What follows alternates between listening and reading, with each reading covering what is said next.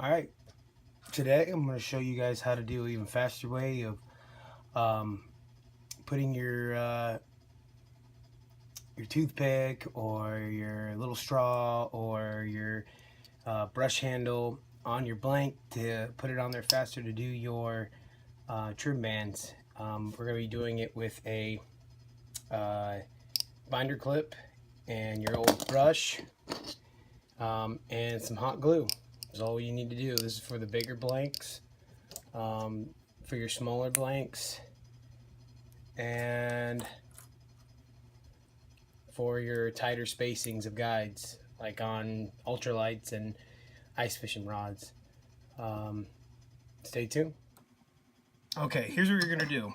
You're going to need to take your binder clip, and this is the small one, this one's the big one. The small one's going to use for smaller diameter rods, blanks, and the bigger one's for bigger ones. And what you're going to do is you're going to take a rubber band and you're going to wrap it around so that it stays open. And I'll show you what we're going to do with that next. Well, a little bit later. So you take your hot glue gun and you're going to, I'm going to open this one up a little bit more, get that in frame, and I'm going to put some hot glue inside of it.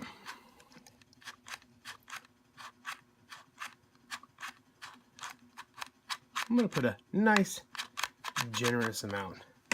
Okay, I'm going to take my brush, and I'm just going to stick it in that hot glue right in the middle of the binder clip. I'm going to let it set. Okay.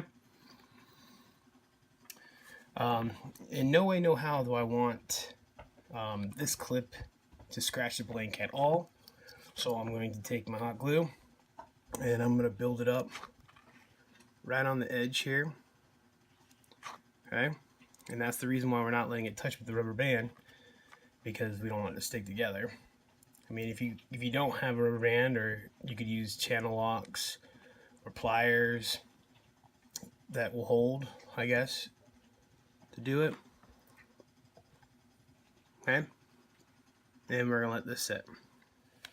Alright, show you one more time. I have a binder clip, the smaller one for a smaller diameter rod.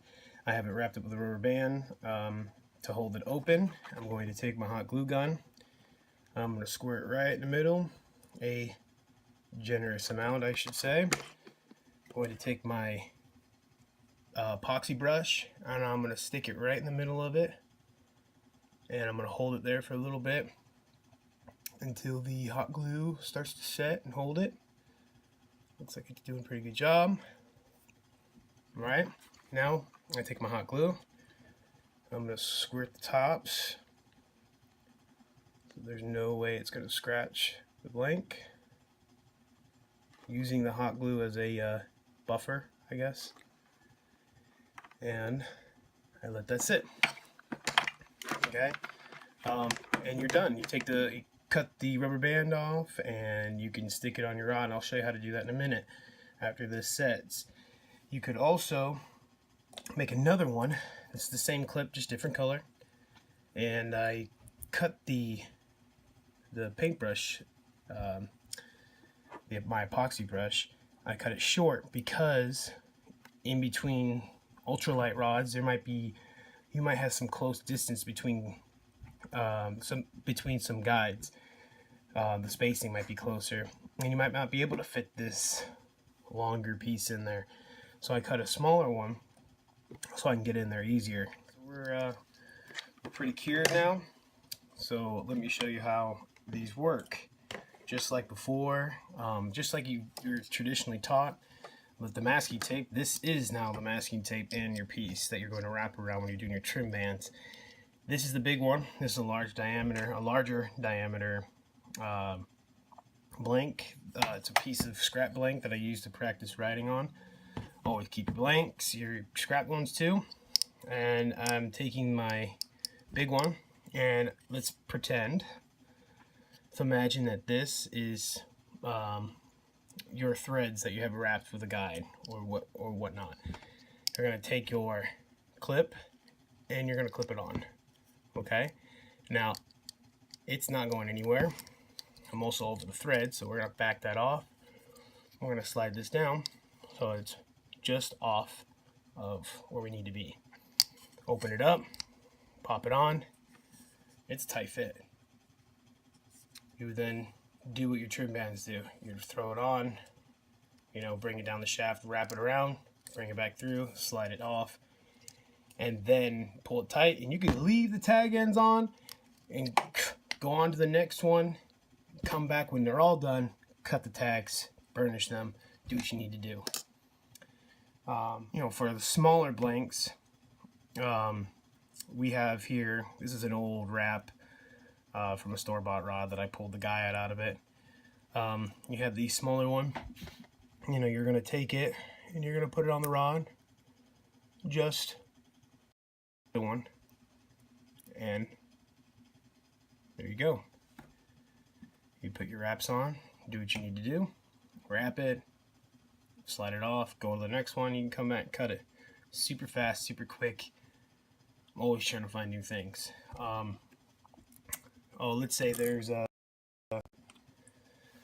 guide like right here. I'm sorry, right here, and you can't fit it, that big piece in there. You could, honestly, you could take your long one and go past that other guide still and be okay. Or you can make a smaller one and do the same thing. Clip it on, you're good to go. Work fast, work easier, smarter, not harder. And you're good to go. If you like these tips, let me know. I try to make a tip every Friday. If you have a special way of doing things, let me know. If you'd like me to see a video on a certain topic of rod building, let me know. I'm there to help you guys as much as I can. I'm learning new things as always. If you're not learning, you're not growing. You're not getting any better in life. So always learn. Again, please leave a like, subscribe, leave me a comment. I'll talk to you later. Thanks, guys.